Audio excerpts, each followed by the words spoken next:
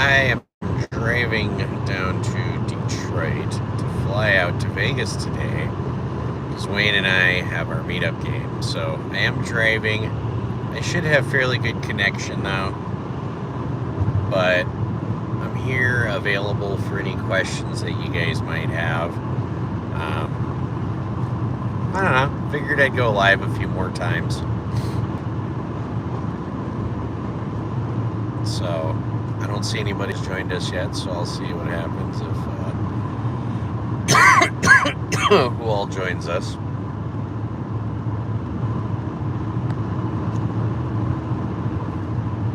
But yeah, just driving down to Detroit to fly out to Las Vegas, and figured I would just go live and see if anybody had any questions for me. Figured I'd start going live a little bit more often. This is me, my driving face. What is up, LPD and Thomas Angels? Good morning. So it is, if you guys are not in Michigan, the leaves are beautiful this time of year, just so you guys know. But yeah, I am a few hours from my flight, so I don't know how long I'll be live, but I've got my flight from Detroit to Vegas, so I'm trying to get the PLO mix game going at the lodge in Austin. Any suggestions? Yeah, I would actually ask the floor people if you can either get a special rate specifically for that game or some kind of promo to get people into it. You know, now I know they charge like an hourly rate, but maybe talk to the floor and say, hey, I really want to get this game going off. Can we do like the first 3 Fridays we try it, or the first 3 Saturdays we try it, no time break? Because I think Austin charges like $9 every hour or something, right? I think that's, you know, see if they'll give you guys some kind of discount by having that game, and then people who may be a little bit less susceptible to try it will be like, well, I don't have to pay time if I'm on there. So that would be one way. Also, for a mixed game, if it's PLO 4 Big O and then double board, I think part of the key might be the double board a group, because they're already used to playing split pots. So if there is a double board game that runs in Austin daily, or if there's not, start trying to get a double board one. Yes, it's 11:23 right now, Michigan time. So, and again, I don't know how long I'm going to be live. I'm just driving. I've got a few hours. So any questions you guys want to ask me, I should have grabbed a big bottle of water at the gas station.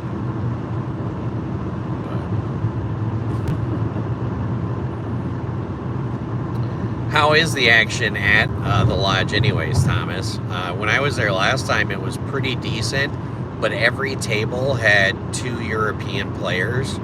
And it was funny because when we went down to Houston, there was 2 European players on every PLO table down there. And there was like a large immigration of European players that came to the Texas games, like within that 6-month period when Wayne and I did our meetup games there last year.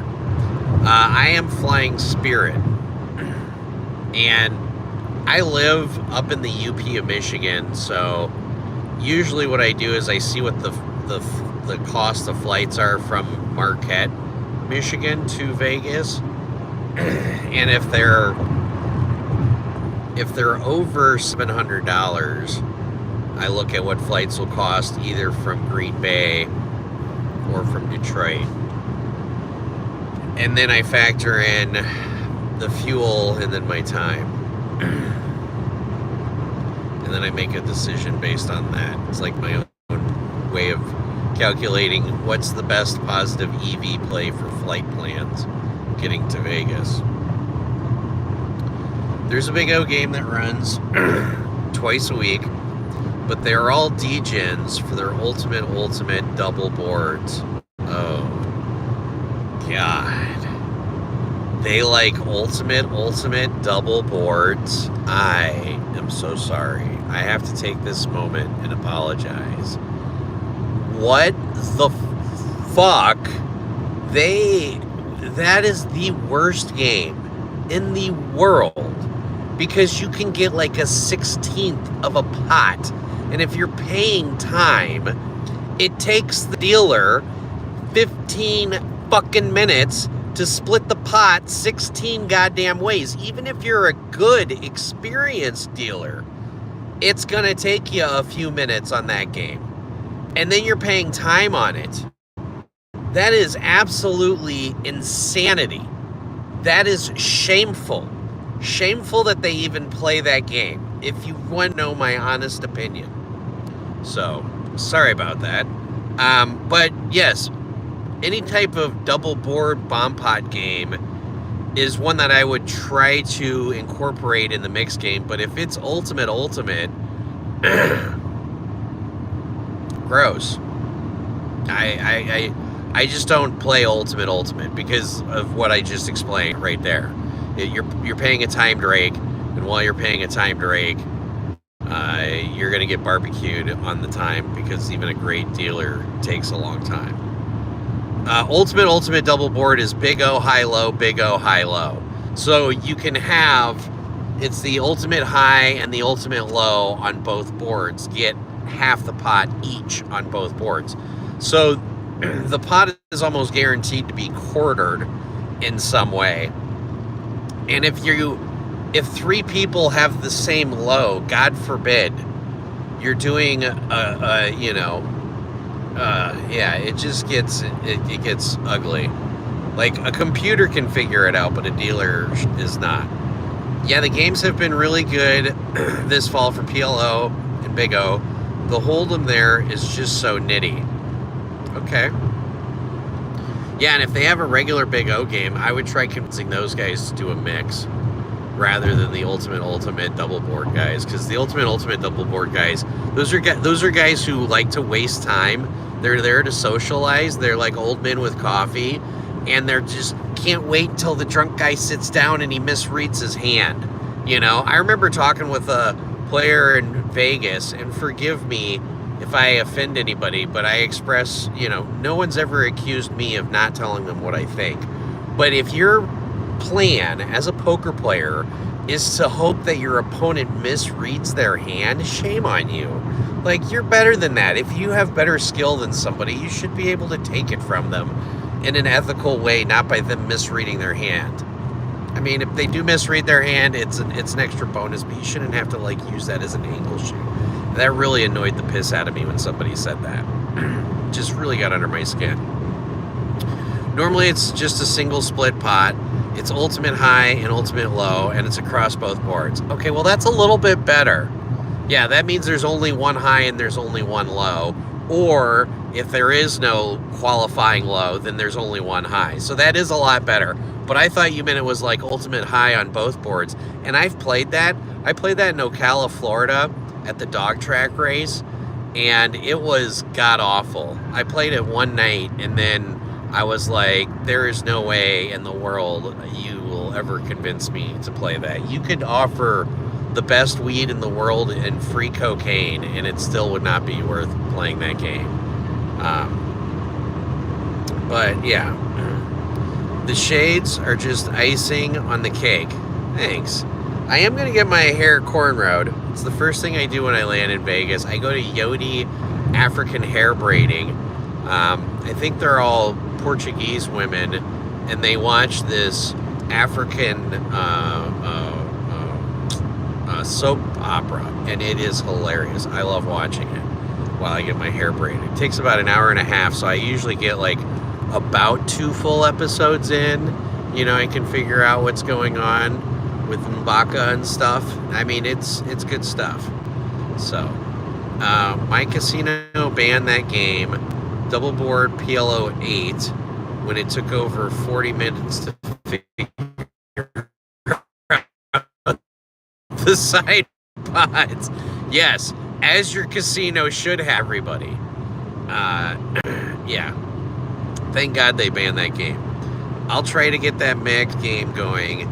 You and Dogfish should come down, and hopefully we get a live stream game for it. Yeah, I've actually messaged the lodge.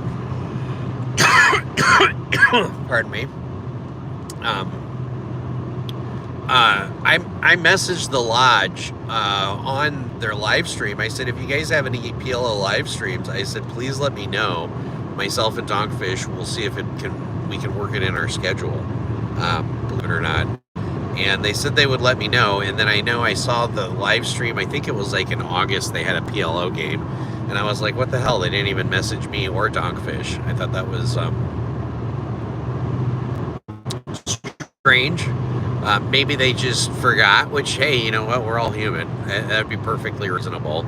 But yeah, I think it would be great. That's one thing I love about the Venetian, though.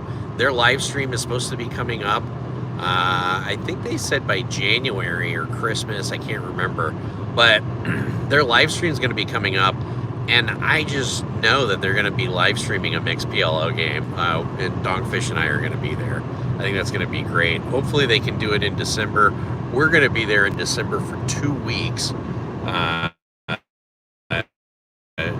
in Vegas. Because December in Vegas is like the series in Vegas. If you haven't been to Vegas in December, you should. It's worth it. It is. It's like the WSOP, but better weather. It's not 110 degrees. It's like, ooh, you can breathe in this weather. Appreciate trying to get that mix together, Thomas. That would be good. And yeah, I mean, the mix game is great because it attracts a lot of good players. Like, they have one, that talking stick, that's a 5, 10, 20, and I lost 3 $10,000 pots, and still for the trip I was only down like $4,000. You know, I did play a little 40-80 there, but you know, that 5, 10, 20 at talking stick plays a little bit bigger because there's some 100, 200 players that play in that game while they're waiting for the other 100, 200 players coming. So they'll get it all in for like $5,000, and they're like, it's one hand, you know. So yeah. Skull and has old man brain when getting the right players for the live stream games. Well, just keep reminding him. I mean, you know, my dad's 80 years old and he forgets stuff all the time. I like to think that when old men forget things, they're part of the part of the brain that was supposed to remember that is just in the next dimension. You know what I mean? That's like a good way of looking at it. I got that from a shroom trip, by the way. And Premium Hand Sean was sitting right next to me, and he was tripping too. And he had this big goofy smile on him because he looks like Shaggy from Scooby-Doo. And he goes, that sounds like old man mantra, when he heard, you know, when old men forget stuff, that part of their brain's just in a different dimension already. But, sorry, kind of getting off the topic of poker, just telling you a little story there. But I don't go live very often, so I was like, you know, if I can ask somebody else to go live, I got to go live myself.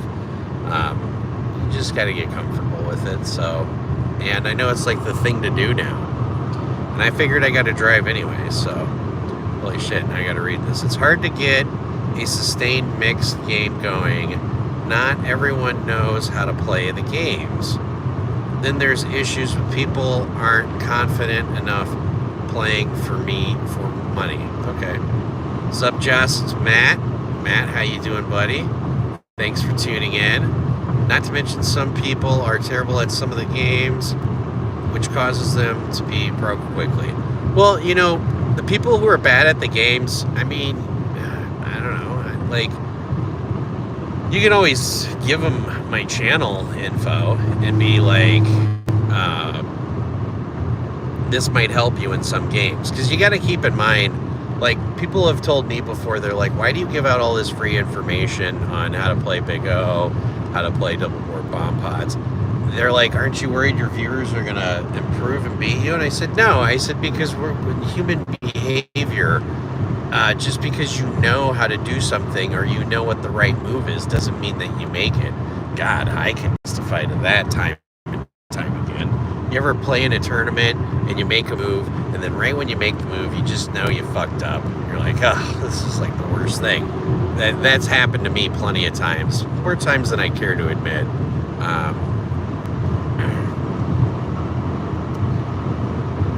Smoke out the entire poker room. Okay, I like that. I have to read that again. I've been thinking about a year in Vegas road trip. I should have enough homegrown. Oh, I like that.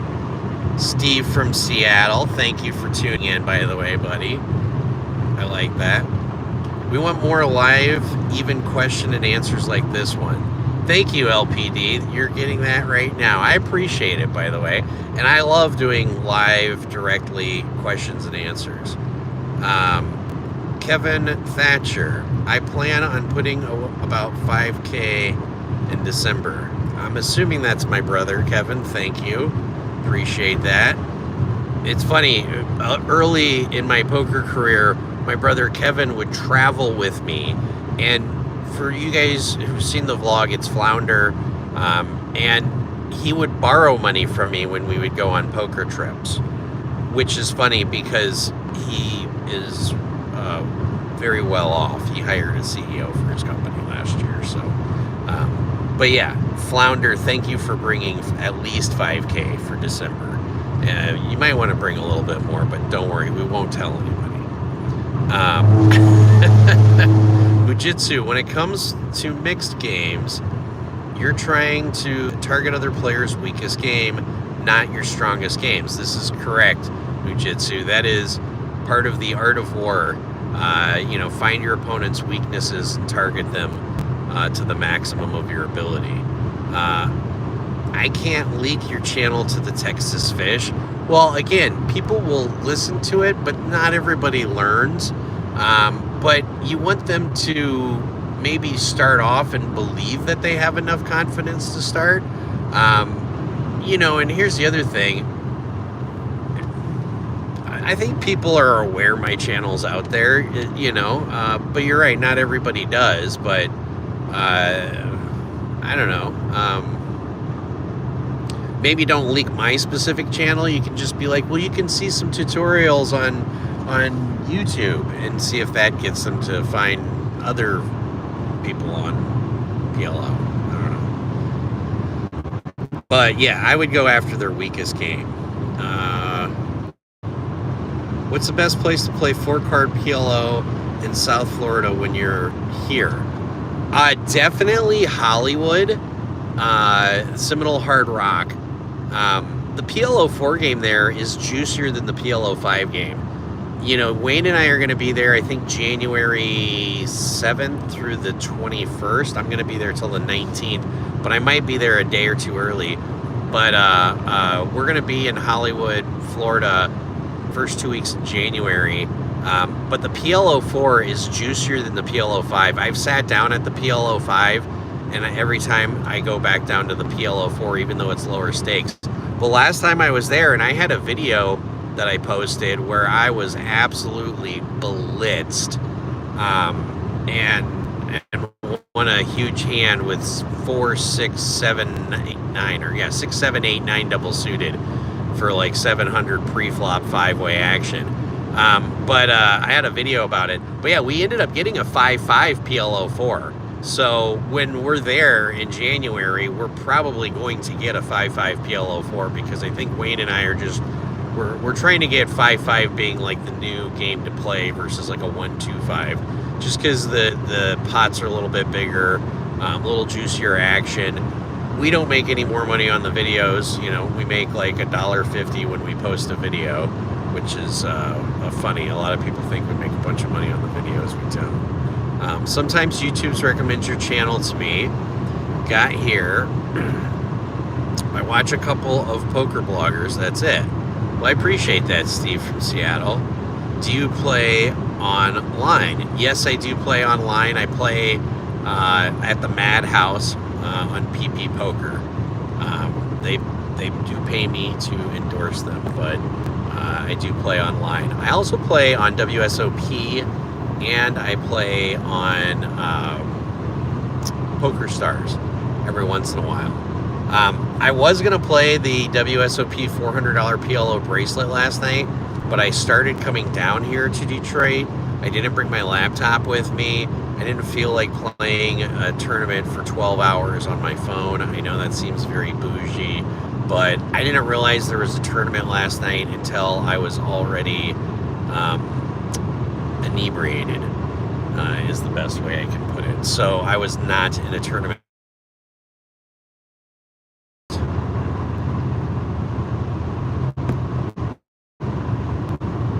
All right, we are back. Sorry about that, guys. All right, where did I leave you guys with? I remember that $700 5-way pre. Oh yeah, that was crazy. Oh yeah, I do play on WSOP. They had a $400 ring event last night, 75K. I did not play it because I was not in the right mindset, and I didn't feel like punting $400 or $1,200 last night. So I was like, I'm gonna go play Hold'em, and I lost that anyways. But our split pots raked in the PLO games you play. They're not in my neck of the woods, which is why I prefer playing 5 and 6 card PLO. Yeah, all the games are raked. That's pretty standard. That I understand. Steve from Seattle. Okay, how about this one? If my work contract gets renewed December 1st, I'm going to Vegas. Oh, well, what do you do for work, Steve? Just kind of curious. And I'm assuming you're in Seattle since it's Steve Seattle. We need to play 9, 11, and 14 card PLO. Oh my God. But the casino stopped them because they were losing money due to too many split pots. Yeah, I mean, it becomes I agree, it becomes one of those things. It's like, same thing with ultimate high, ultimate low twice, you know, like Big O on a double board. That's just insane. Like, no thank you. It's not the right way to do things, you know. That would just drive me crazy. But yeah, hopefully you guys, I think mixed games are becoming more popular. I work remotely in healthcare marketing.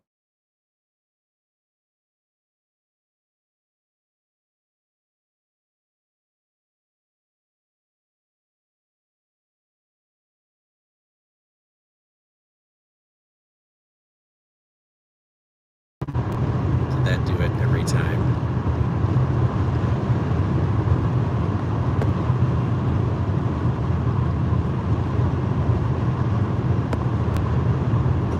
Coverage area. Reconnect. Alright. My apologies, guys. I am driving. I mentioned that. Let me see. Around here in Toronto, split pots get raked. Yeah, that's pretty standard. So I can do the work from Vegas thing. Oh, that's pretty cool. Healthcare marketing. So you're selling pharmaceuticals, I presume, or like cancer sales, or like come to John Hopkins, or what? Just curious. Also, who wants to deal that game to begin with? Amen to that, brother. Let me tell you. I used to work in the box, and I'm pretty good at splitting pots, pitching cards, the whole 9 yards. Splitting a pot, like every pot just planning on being split 4 ways, just starts giving me a headache, you know. Well, yeah, redraws would become super important in 9, 11, and 14 PLO. Yeah, you need like 3 jacks to bluff. Yeah, and in position, you pretty much just bet everything. Anytime somebody checks to you, you just bet. That's kind of my, like, I've had a couple of you guys ask for a PLO 6 video. So I've been playing PLO 6 online off and on, and one of the theories I've been putting to the test is anytime I'm triple suited in anything, I try to get it all in pre-flop. And I found that it's hard to get it all in pre-flop, even in PLO 6. Well, sometimes it's easy, sometimes it's hard. But I feel that if you're triple suited, for whatever reason, it gives you some kind of edge over your opponent. Now, I know most opponents are going to be two-suited, but occasionally one-suited. But really, triple-suited hands are extremely premium in PLO 6. I've discovered that. You always have equity. And of course, it's PLO 6, so you're always going to have equity. But, I mean, you always have strong equity. But I haven't made a video out of it yet, but I'm still figuring it out myself. And maybe I'll be playing PLO 6 while I'm sitting at the airport. Alright, so what else do we have? A 6-card rundown is a favorite against aces in PLO 6. Yeah, it is. But like I said, for whatever reason,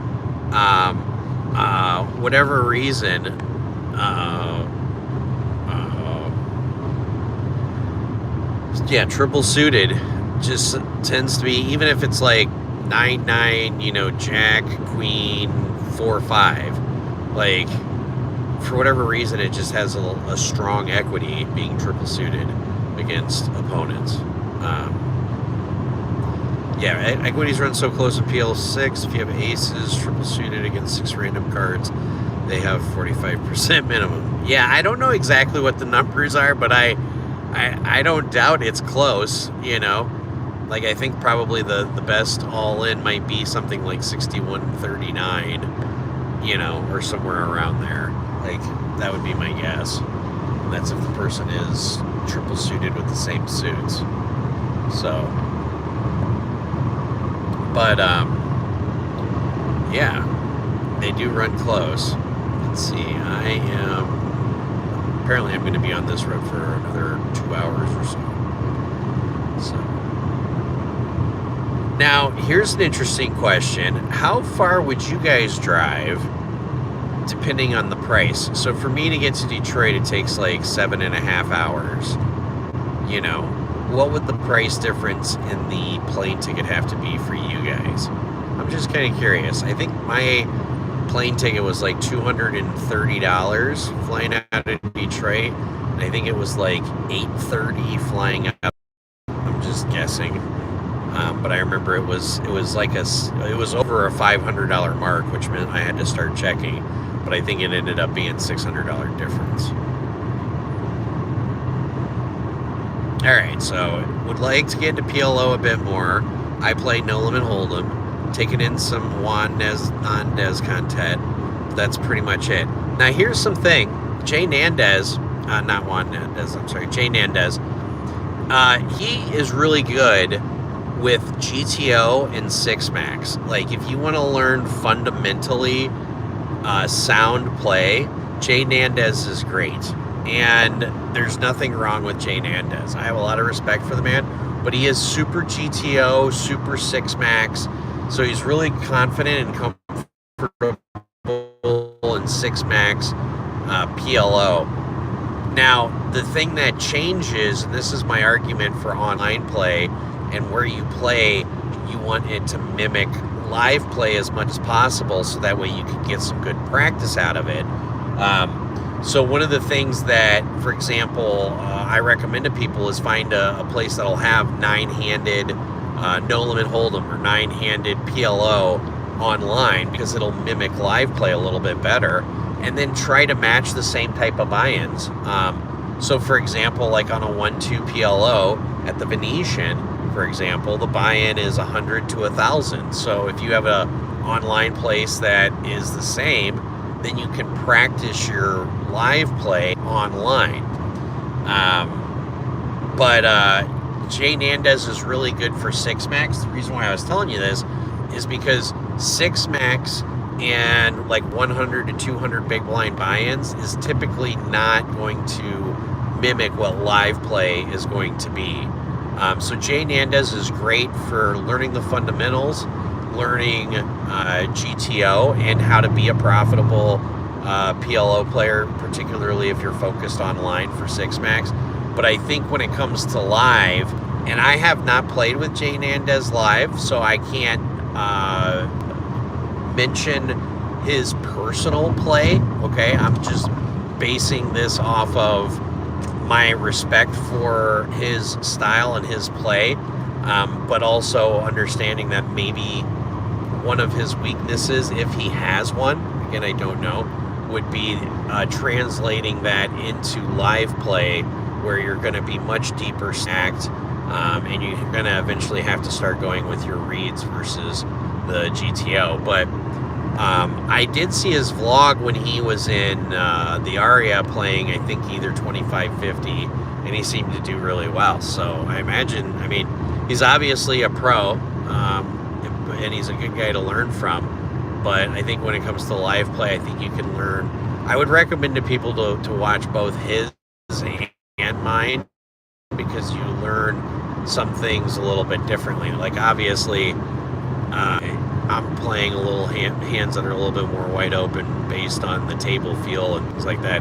Especially if you guys saw some of the shit I was playing on the last video, like me calling a $200 raise in PLO 4 with 9973 with 3 spades is not ideal. But when I look back and, you know, there's already one guy who bet, one guy who called, and I know that 3 people behind me are just going to call, none of them are going to backdoor raise, I can be like, well, I know I'm going to get 6 to 1, so I'm going to throw it in there.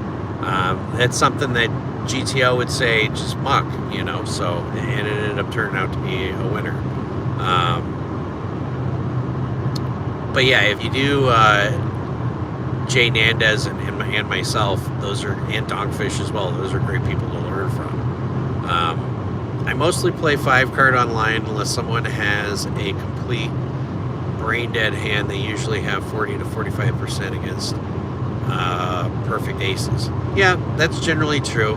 And then the only other thing on 5-card online, if you are playing in a lot of unions are very well known for Russian bots that also play together, even though they might be in separate clubs.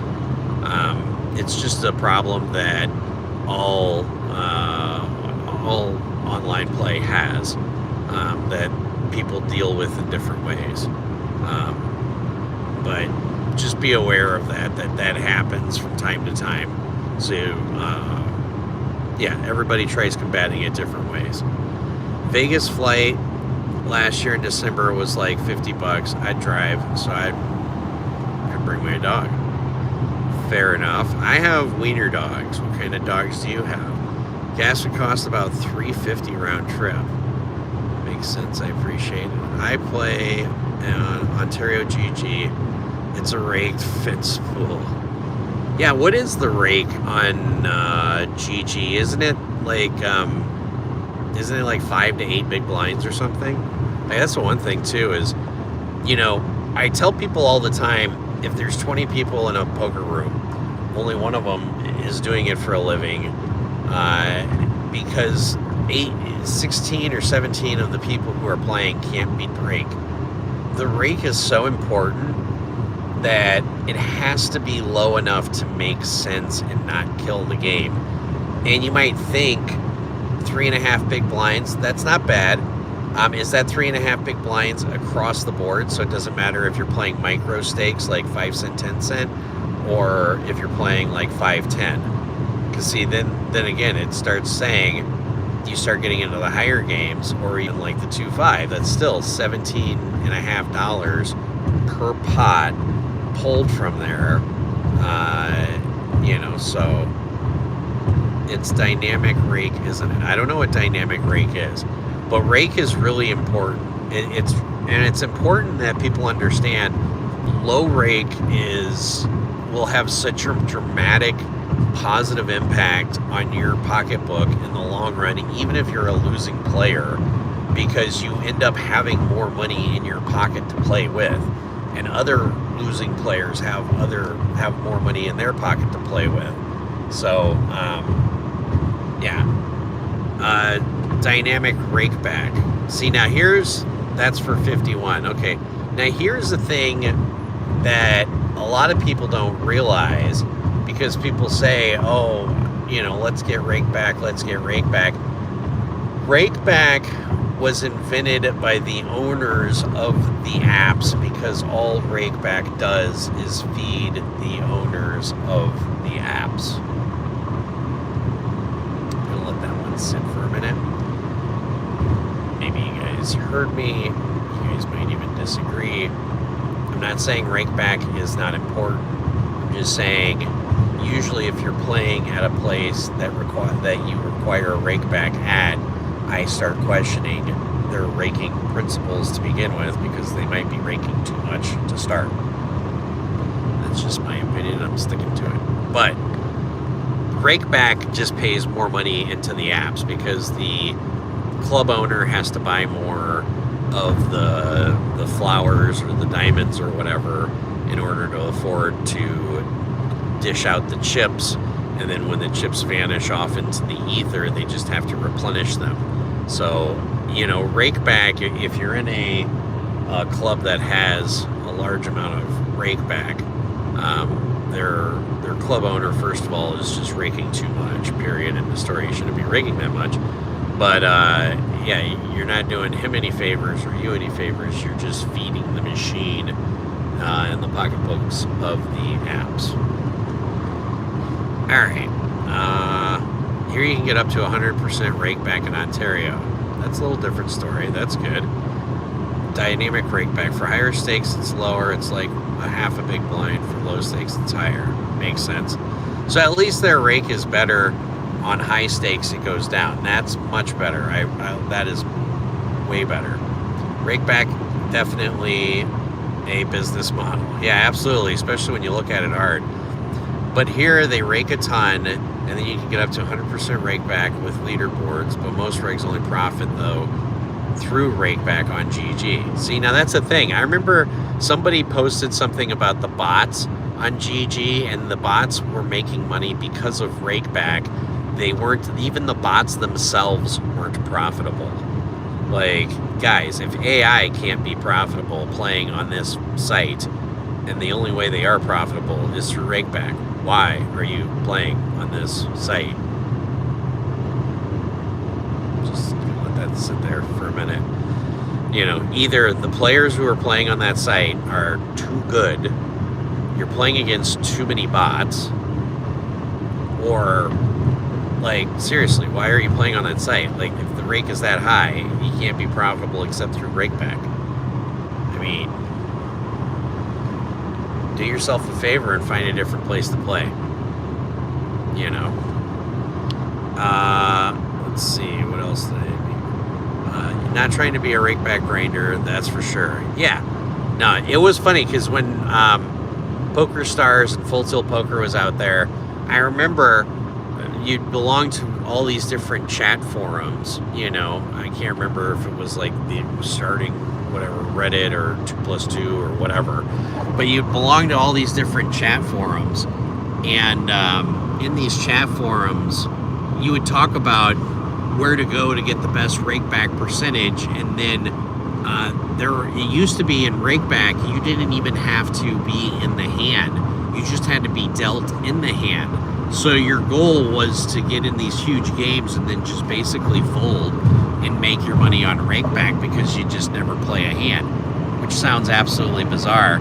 But when you said you don't want to be a rakeback junkie, that's exactly what I thought about, because I was like, yep, that's when I was playing 5-10 no limit on Poker Stars and folding pretty much every hand, because I was just there just for the rakeback, because you used to be able to get rake without even playing, which is just crazy. There are a lot of the stakes I play. I have a 45 big blind win rate at 25 cent 50. That's good. Tons of straddling and all in blinds. That's nuts. That is wild. That is pretty crazy. That is good, though. That's a good rate. So you are consistently beating the rake. You're the 1 of 20. So, but that is good. And if that's what you're comfortable with, then stick with it. It's one of those things. I was talking to this kid last night at the island, and I could tell that, because he was asking me some questions. He was like, "Oh, you mostly play PLO?" I'm like, "Yeah, And then he was talking, "Oh, well, I just want to go out to Vegas and grind." And I said, Vegas actually isn't the best place to play poker at to grind necessarily. And he was like, "No?" And I was like, "Yeah." I said, "Well, you got to think about it. A lot of professional poker players live in Vegas." I said, now don't get me wrong, there's plenty of advantages of living in Vegas or playing poker for a living in Vegas. First and foremost, there is always a poker game going on in Vegas, so you can do your job 24/7. I said, after that, it just becomes a matter of game selection. You just need to make sure you pick the right game selection in order to do that. That's key in order to maintain profitability. So,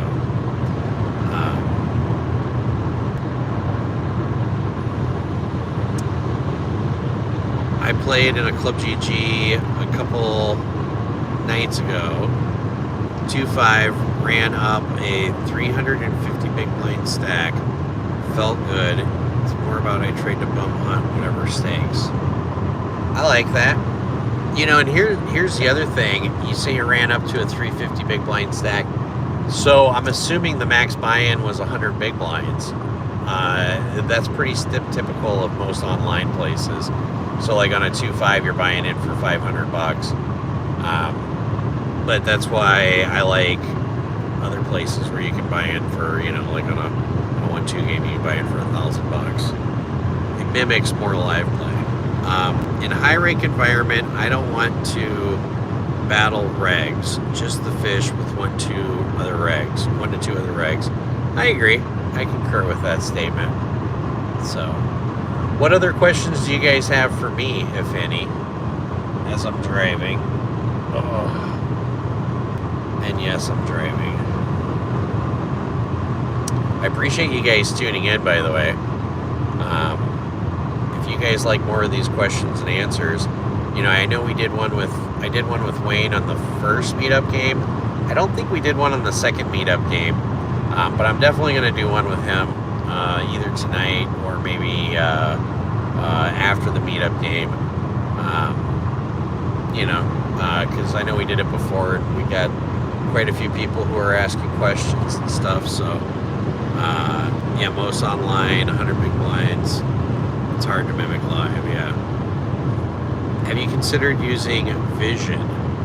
It's a solving tool from Run It Once Gelfond site. No, I have not, but I will look into it. So it's a PLO solver. So here's the other thing on PLO solvers, and this is something that a lot of people don't realize. For security purposes, it's important when you're playing online. AI, when it comes to No Limit Hold'em and PLO solvers, has got it figured out. AI, when it comes to Pot Limit Omaha solvers, does not figure it out after 250 big blinds. At least when I'm telling you this, the last time I talked to the people who are in charge of the AI PLO solvers, that's what they got it figured out up to, is 250 big blinds. I know this because it's a security measure, because one of the things, for example, like where I play at the Madhouse, you could buy in for 500 big blinds in a lot of the games. Not all of them, but I think the one exception might be Big O. But in any case, so it doesn't have it figured out for over 250 big blinds. So if you have a place where you can buy in for 300 big blinds, that's best. And what's funny is when I talk to the AI programmers with PLO solvers, they all give me the same recommendation, which is, we'll buy in for 100 big blinds, and when you get up to 250 big blinds, walk away. Okay? So some people might be like, yeah, it's hard to mimic live, but the programmers of the game or the admins of the game can determine bigger buy-ins. And you might want to go down in stakes, but bigger buy-ins, because it gives you more security, because AI can't figure it out after 250 big blinds. That's just my 2 cents. Have you considered using Vision? Okay. You should check it out coming out on Black Friday. It's for PLO 4 and 5s. You can use it as a trainer to put you in different spots, streets, and gives you feedback on your decision. Interesting. Yeah, I might check it out. It's a solid maybe. It's funny because I know Phil Gaffon was adding new students. I considered signing up, but he was, I think, $800 an hour, or I can't remember. It was like a minimum of 4 hours or something, or it was a little. I'm not there yet, but because I wanted to pick his brain on a few things, but maybe I'll just run into him in a game and then pick his brain. So we'll figure it out. He's a good. Phil's an amazing heads-up player. And I've never played him heads up, but just from seeing all of his games, very impressed with his heads up play, especially in PLO 4. I've watched a lot of his heads up play just for my own review, for my own learning. So if you guys are curious where I learn heads up play, that's where I learn. So yeah. So I'll consider that. So, coming out on Black Friday. I don't endorse other people's products unless I believe in them. But I'll definitely check it out. I got a lot of respect for Phil.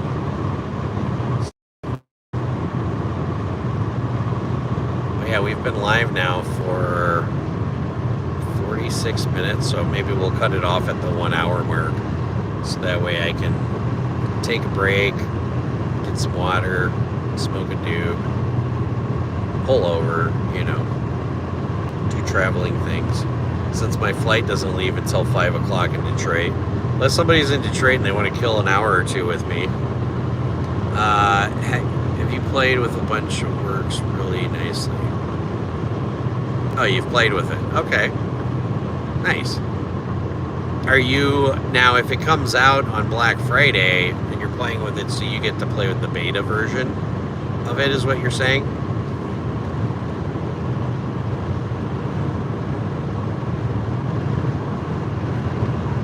And again, guys, appreciate the views, appreciate the likes. Gonna give it about 12 more minutes, so a whole hour of going live. Testing this live thing out with questions and answers. But yeah, let me know if you're like in the beta testing with it or what. I meant there's a sale for Black Friday. Oh, I think it's been out already for a year. Oh, okay. I gotcha. Well, maybe I'll check it out. I won't be checking it out anytime soon. The soonest will probably be Monday. And today is Thursday. So, gonna be at the Venetian Friday. Gonna be at the Venetian Saturday. And I think my flight's like really early on Sunday because I fly back to Detroit, so I think I leave really early on Sunday because I land in Detroit at like 3 o'clock or something. Let's see, I meant there's a sale for Black Friday. Oh, okay, alright, we already covered that. But yeah, if you guys are in Vegas this weekend, the 5-5 game, last time we played it, oh my god, it was crazy. We had Christopher there, then we had Jonathan there, and then I think we had another Christopher there, and then we had V was there, and one of the names I mentioned, I'm so bad with names, and if you're watching, I apologize, was a bracelet winner. It was either a Christopher or Jonathan. Pretty sure it was a Christopher, but I might have butchered his name, but it's super nice guy, and I forgot his name even when I played with him for 2 days in a row, and for the life of me, it just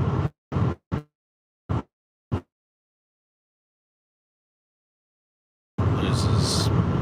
People there who didn't putting, thousands of dollars on the table, like putting $2,000 on the table, being like, yeah, it's 5-5 PLO, let's go, and Wayne and I talked about, if the game does go really well, maybe we do a 10-10 or something. Maybe we just save that for the live stream or something to that effect. That'll attract a little bit of a different crowd, but live stream people like to see bigger pots. I think. And not only that, there's some differences in higher stakes games. People go for it a lot more. People are just a lot more aggressive. At least that's been my experience. They're not as passive. Like if the board is 7-8 jack and they have a set of jacks, depending on their SPR, they may just lead with pot. Even though they don't have the nuts, they're just like, screw it. If you've got the nuts, maybe they have jack like with a 10 or whatever the case may be. It gives them a few more outs or something. But yeah, they just end up being more aggressive. So a Whippet, he's a beauty.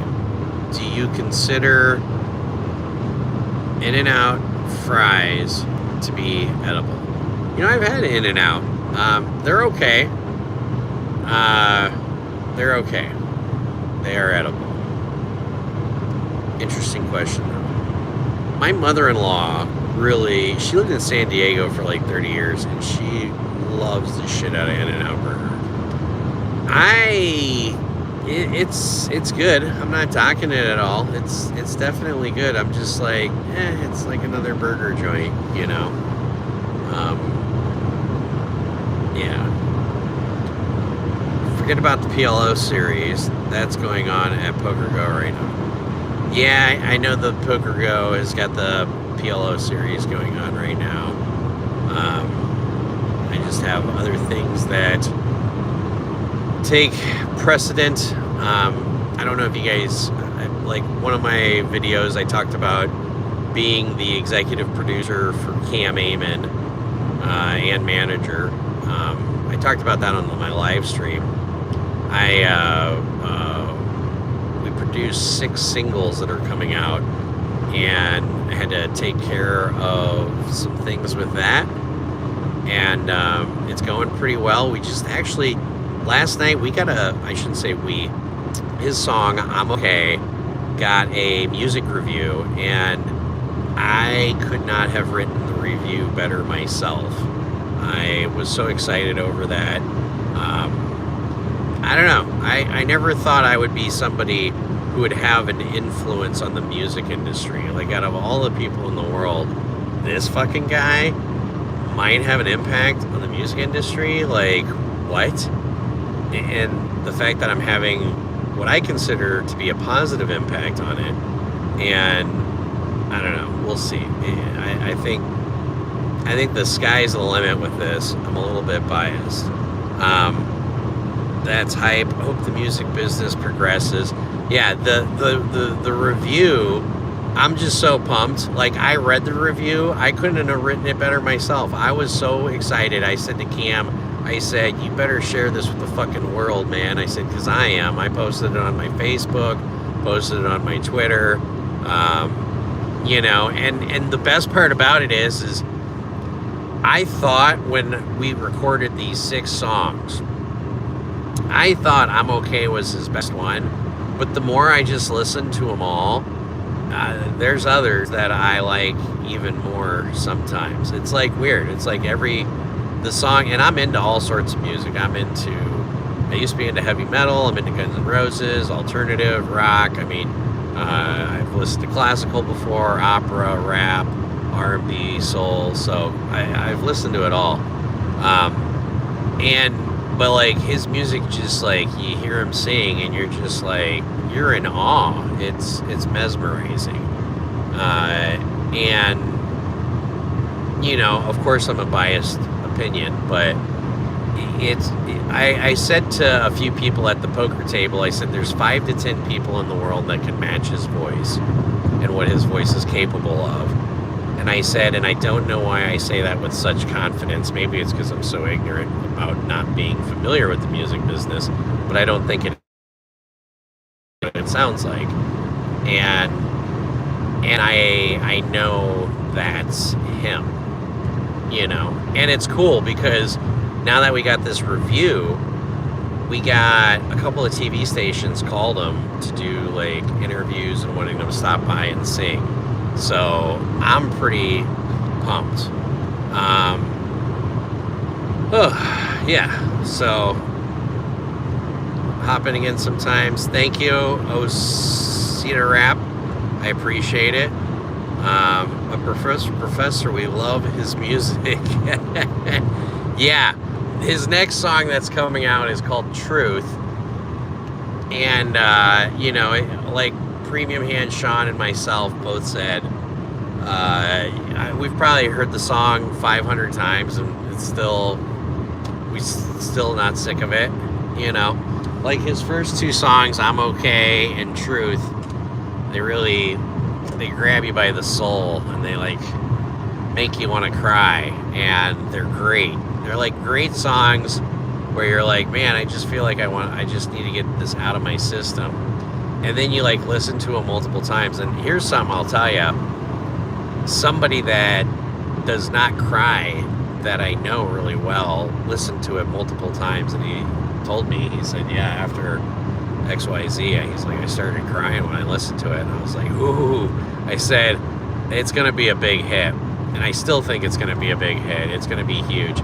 And Truth, I think, is going to be great. The next one, though, I Feel Love. That's the first one that's coming out right before Thanksgiving. And it's the first one that is a little bit more up-tempo, upbeat, and I think that one's even going to be bigger. So, I mean, I think I'm Okay is going to be huge. I think Truth is going to be huge. And I think I Feel Love. Like, it was funny. I had one of his uncles call me, and I don't know if he was complaining to me or if he was encouraging me, but he was wondering why I hadn't done certain things for Cam XYZ. And it dawned on me that his uncle didn't think as big as I did, because his uncle wanted him to do local stuff. And I said to his uncle, I said, you have to understand, I'm not trying to make Cam a local name. I'm trying to make him a household name across the United States. I said, my ideas and plans are bigger than that for him. And I don't think his uncle, like, realized that, or didn't believe in him enough, or didn't think he was that good, or whatever. But I will tell you, it's nice to get a nice review that you don't even ask for, and that it just knocks it out of the park. I commented on his songs on YouTube. I hope we'll have his content on Spotify also. Yeah, his first song, I'm Okay, is already out on Spotify. It's on all platforms, Vivo, YouTube. It's on Pandora, anywhere you can stream music. He's also on 42 different playlists. He was on the top 100 romantic songs of 2024. I saw that yesterday. That's pretty exciting. Adele, Sia, Hoser, etc. will definitely get quartered after this Pretty Young Man starts becoming mainstream. Yeah, absolutely. And here's the thing. I keep trying to reach out to Teddy Swims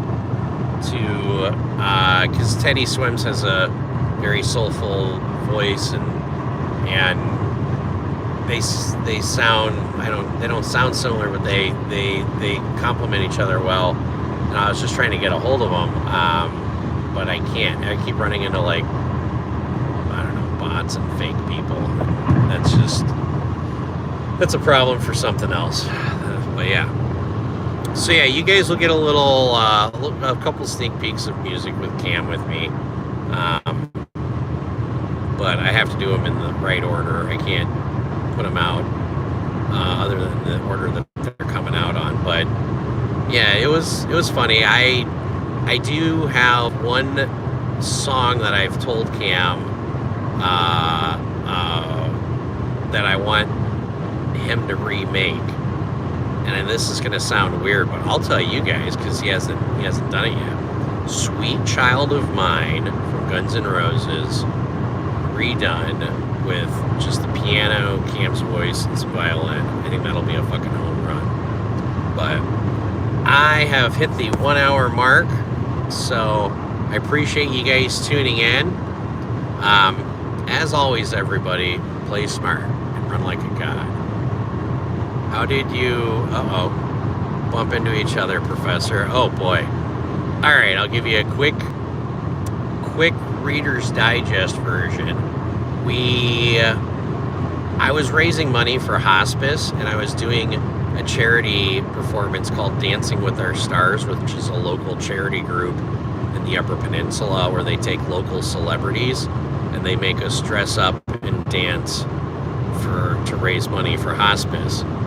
And a buddy of mine by the name of Nick Sampson, who used to work with professional boxers across the world, knows Layman Brewster, who used to be heavyweight boxing champion of the world, really liked Cam. And Layman Brewster happens, if I remember correctly, don't quote me on this because I know I'm live, but Layman Brewster happens to be a foster kid. If you know anything about Cam's background, he's a foster kid. And so they have an obvious bond or an immediate connection there. So Layman Brewster calls my buddy Nick Sampson up and says, hey, this kid just got kicked off American Idol. He won the Platinum Ticket Award, but he's something special. Like American Idol missed their chance with this kid. This kid's going to be amazing. And he says, I need to find him a gig. He needs money in his pocket. What can you do? Well, Nick plays poker. This is amazing how poker just solves all the world's problems, right?